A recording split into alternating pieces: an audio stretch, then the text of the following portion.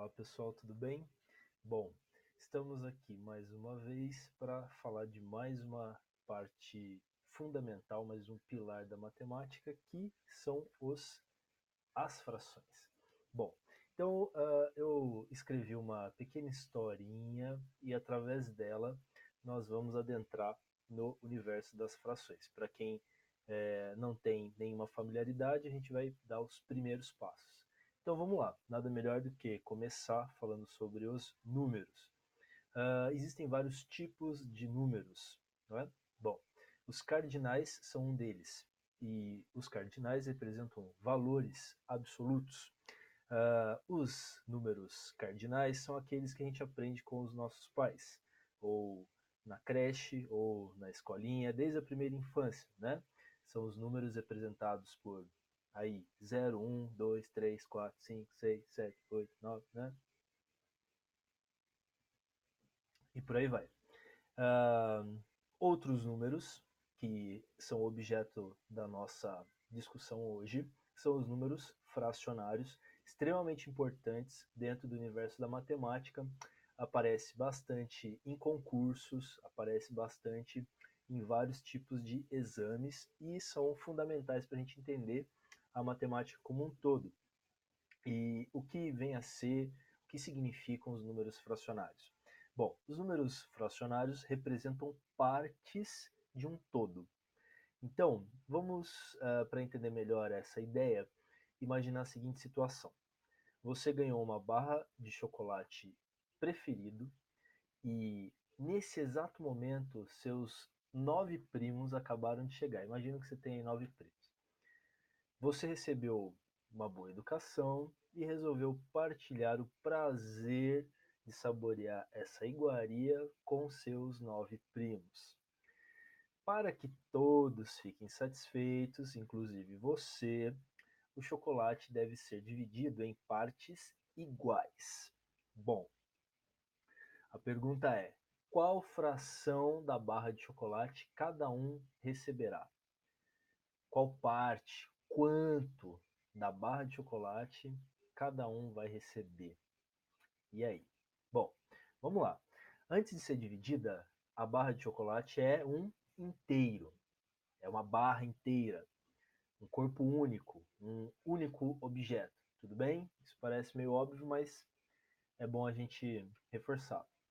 Bom, você, um, somado aos 9 primos, totalizam 10 crianças, pode ser jovens também, que estão ávidas para saborear esse chocolate, certo?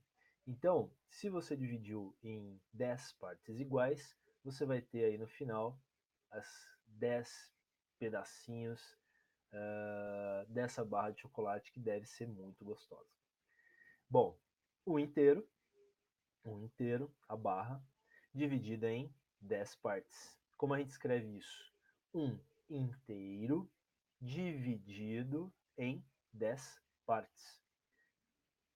Eliminando as partes, as palavras, sobra aqui 1 dividido por 10, que a gente pode ler 1 sobre 10 ou 1 décimo. Tudo bem?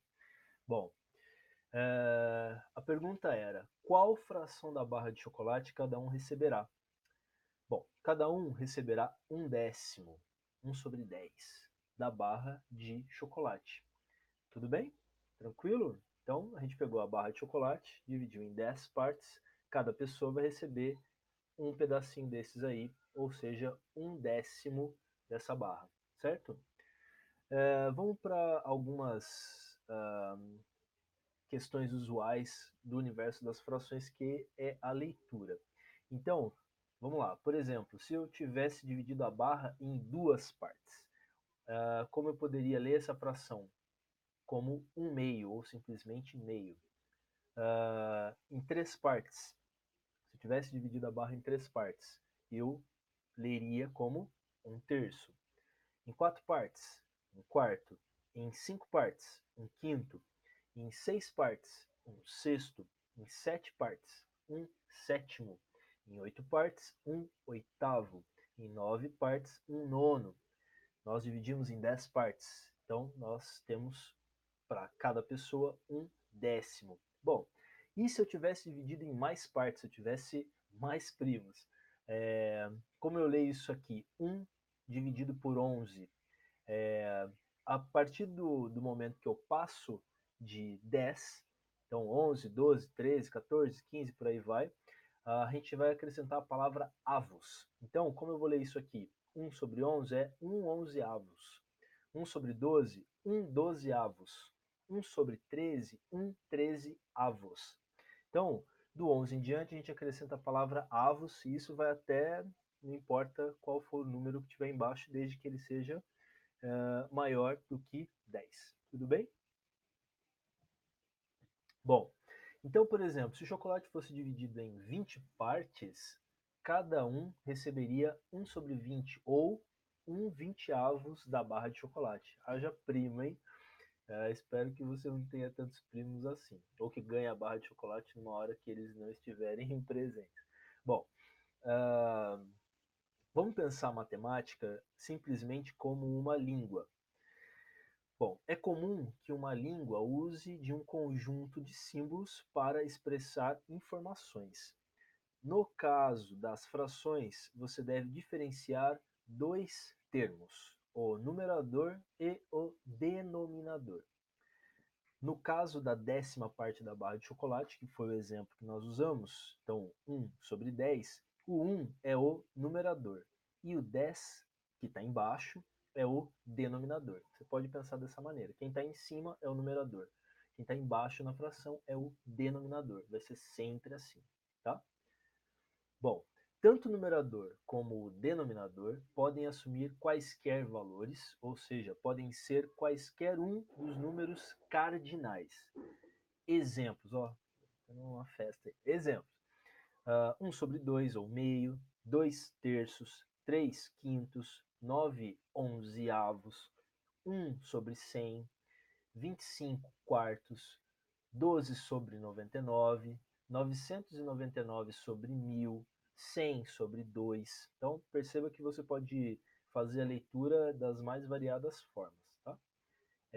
Bom, no entanto, uma fração propriamente dita, ou uma fração própria, é aquela em que o numerador é menor que o denominador. Então, quando eu tenho essa situação onde o numerador, que é o número que está em cima, ele é menor do que o denominador, eu tenho o que se chama de fração própria. Tudo bem? Portanto, uma fração própria, ela é sempre menor do que a unidade, ou seja, sempre menor do que 1. No nosso caso, 1 dividido por 10 dá 0,1, ou 1 décimo, que é menor do que 1, certo? 0,1 é menor do que 1. Tudo bem? Tranquilo? 0,1 é um outro tipo de número, é um número decimal. Nós falaremos em outro momento sobre esses números, sobre particularidades desses números. Tudo bem? Bom, na nossa próxima discussão, nós vamos aprender como somar frações. Então, imagina que um dos seus primos aí, um desses primos, não come chocolate. Bom, para sua surpresa e alegria, um de seus primos não come chocolate. Você ficou com a parte dele. Então, quanto da barra de chocolate você comeu? Em outras palavras, como somar frações, né? Como eu vou somar o seu 1 décimo mais o seu 1 décimo do que era do seu primo que não come chocolate, né? Que deu para você. Como que você soma 1 décimo mais 1 décimo? Bom, o resultado dessa soma é 1 quinto, né? E aí pode parecer estranho, né? Cadê aquele 10 e tal? Bom, o que esse número ou fração quer dizer, né? Então, agora a gente começa a pensar as frações no seu sentido, né? Por trás simplesmente do número, o que representa uma fração. Então, nesse caso, 1 quinto é como se você tivesse dividido a barra em 5 partes e ficado com 1 quinto da barra para você. Tudo bem?